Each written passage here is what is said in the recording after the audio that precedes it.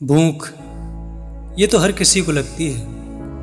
फ़र्क तो सिर्फ इतना है कि अमीर की भूख पैसों से भी पूरी नहीं होती और गरीबों की तो बासी रोटी से भी मिट जाती है। एक गरीब बाप कहता है कि फेंक रहे हो जो तुम खाना, क्योंकि आज रोटी थोड़ी सूखी है, थोड़ी इज्जत से फेंकना साहब, क्योंकि मेरी बेटी कल से भूखी है। यूं ही नहीं बेचता कोई अपने ईमान को, अक्सर भूख ले जाती है ऐसे मोड़ पर इंसान को। आज मैं आपको एक कहानी सुनाने वाला हूँ। ये कहानी है एक छोटे बच्चे की जो कि बहुत गरीब था। अमेरिका में एक 15 साल का लड़का स्टोर से चोरी करते हुए पकड़ा गया। पकड़े जाने पर गार्ड की गिरफ्त से भागने के लिए स्टोर की एक अलमारी में धक्का लगा और कुछ कप भी टूट गए। स्टोर का नुकसान भी हो गया था। उस स्टोर वालों ने उस लड़के को चोरी के इल्जाम में पुलिस को सौंप दिया। बात कोर्ट तक पहुंची। जज ने जुर्म सुना और लड़के से पूछा कि क्या तुमने सचमुच ब्रेड और पनीर का पैकेट चुराया था? उस लड़के ने नजरें नीचे करके जवाब दिया कि जी हाँ, मैंने चुराया था। जज ने पूछा क्यों? तो लड़का बोला मुझे जरूरत थी। लड़का बोला मुझे जरूरत थी साहब। तो जज कहने लगे कि खरीद लेते। बच्चा बोला कि सर पैसे नहीं थे। तो जज कहने लगे कि घर वालों से ले लेते। लड़का कहने लगा कि सरकार, घर में सिर्फ माँ है, बीमार और बेरोजगार। ब्रेड और पनीर भी उसी के लिए चुराई थी, और करता क्या, भूखी मर रही थी साहब। जज कहने लगे कि तुम कुछ काम क्यों नहीं करते? उस लड़के ने जवाब दिया कि हुजूर, काम तो मैं करता था, एक गैराज में कार वाश करता था। माँ की देखभाल के लिए एक दिन की छुट्टी की थी तो हमेशा के लिए बाहर निकाल दिया गया। जज कहने लगे तो तुम किसी से मदद मांग लेते, चोरी करने की क्या जरूरत थी?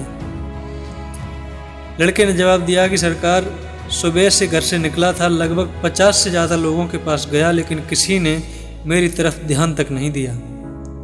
बिल्कुल आखिर में ये कदम उठाना पड़ा। आखिरी में सुनवाई खत्म हुई। जज ने फैसला सुनाना शुरू किया।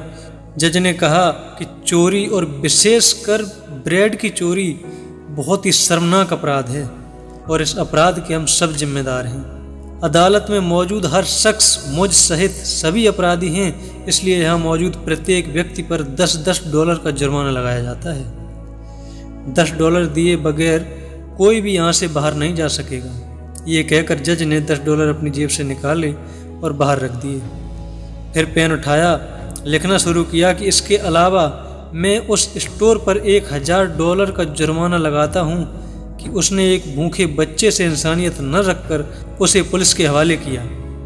अगर 24 घंटे में जुर्माना जमा नहीं किया तो कोर्ट स्टोर सील करने का हुक्म देगी।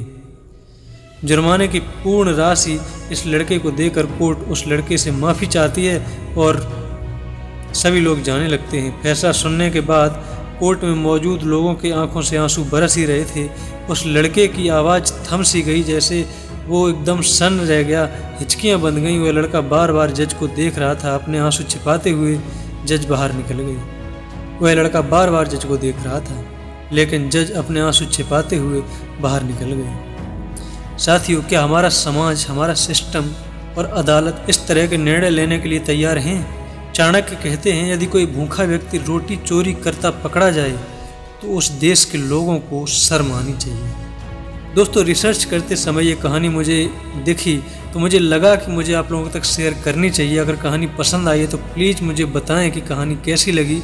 चैनल को सब्सक्राइब करके बेल आइकन ऑन जरूर कर लें ताकि ऐसी मोटिवेशनल और इमोशनल स्टोरीज आप तक पहुंचा सकें। मिलते हैं अगली वीडियो में, तब तक के लिए धन्यवाद।